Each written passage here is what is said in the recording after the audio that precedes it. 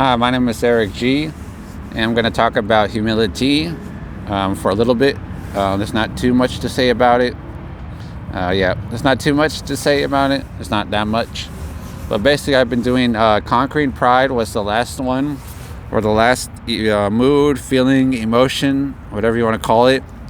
But basically, this book that I'm doing is basically, it starts off with conquering a couple things, and now it's about choosing. So I just finished Pride. So now that first we got to conquer pride, and now that we conquered pride, now we got to choose humility.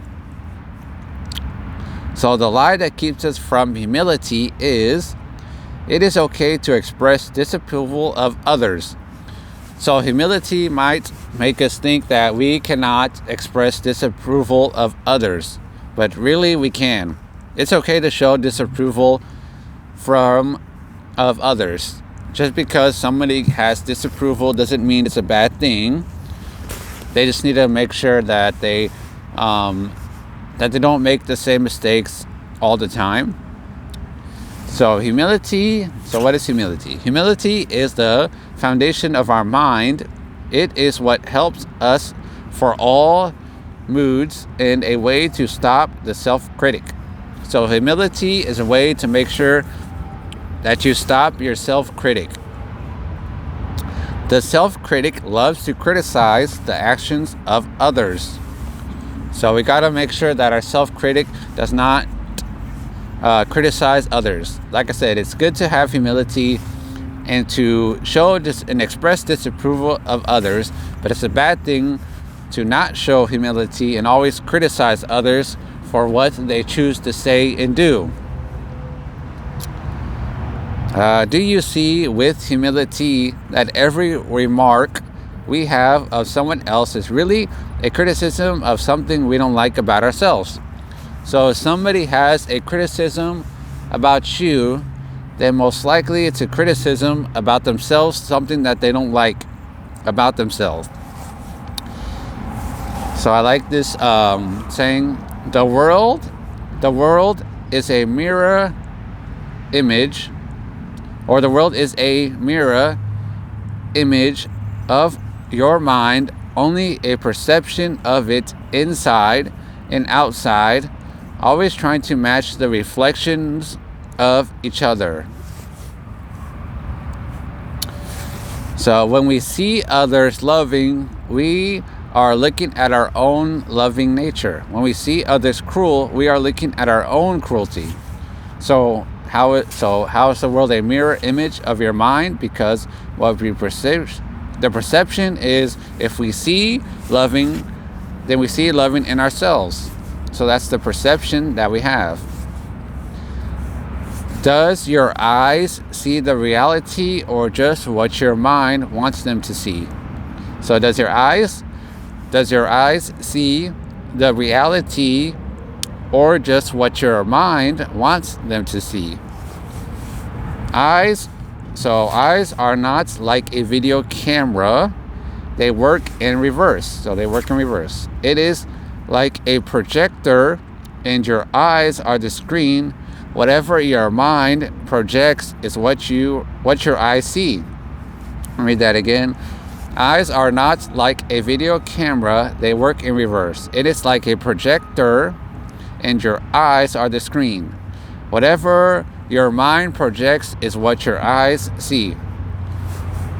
Your mind creates a picture of a person based on your beliefs about them.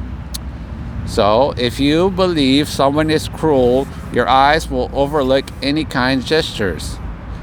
Your mind, so this is a good point, your mind cannot project an image that it doesn't first create.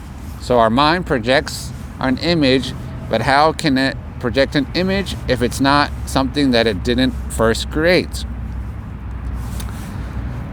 So everything you see is created from within your mind. So everything you see is created from your mind. It must become cruel for your eyes to see an image of cruelty. So you have to see cruelty for your mind to create that cruelty image, so it can be a perception of cruelty. So who someone is changes very little day to day. It is only your perception of them that makes them appear different.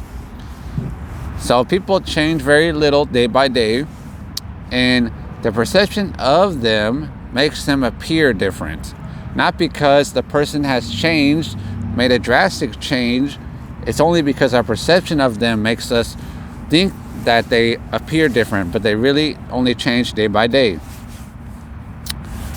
If your mind is in a positive place, a person could be rude, you would overlook it.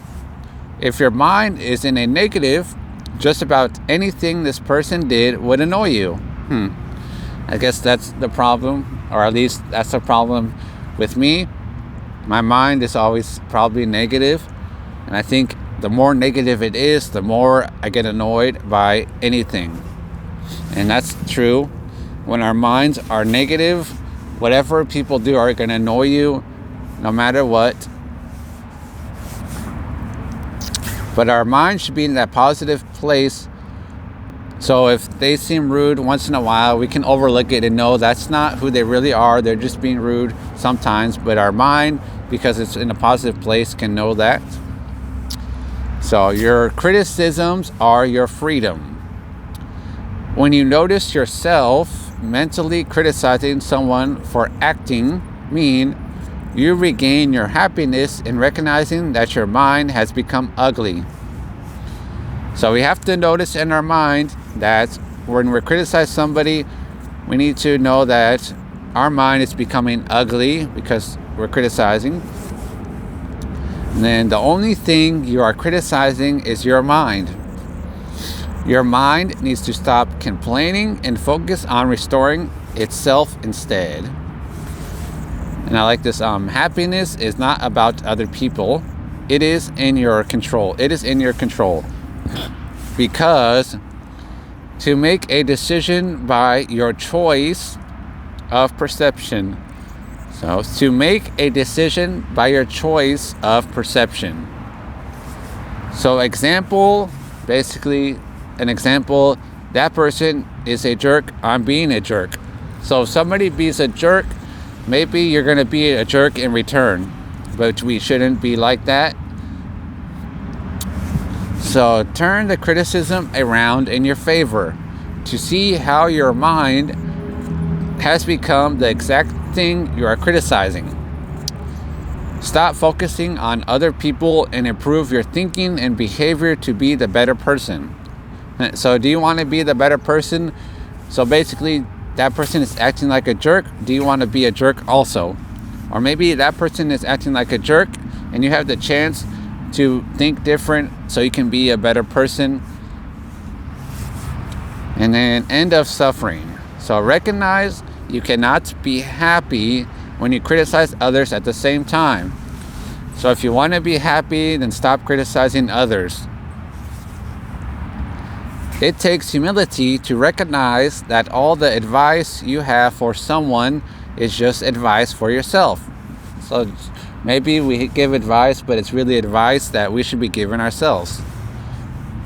A person's actions are not yours to control. So a person's actions you cannot control, but there's one thing you can, is your mind. So a person's action is not something we should ever want to control, but our mind should be one that should be controlled.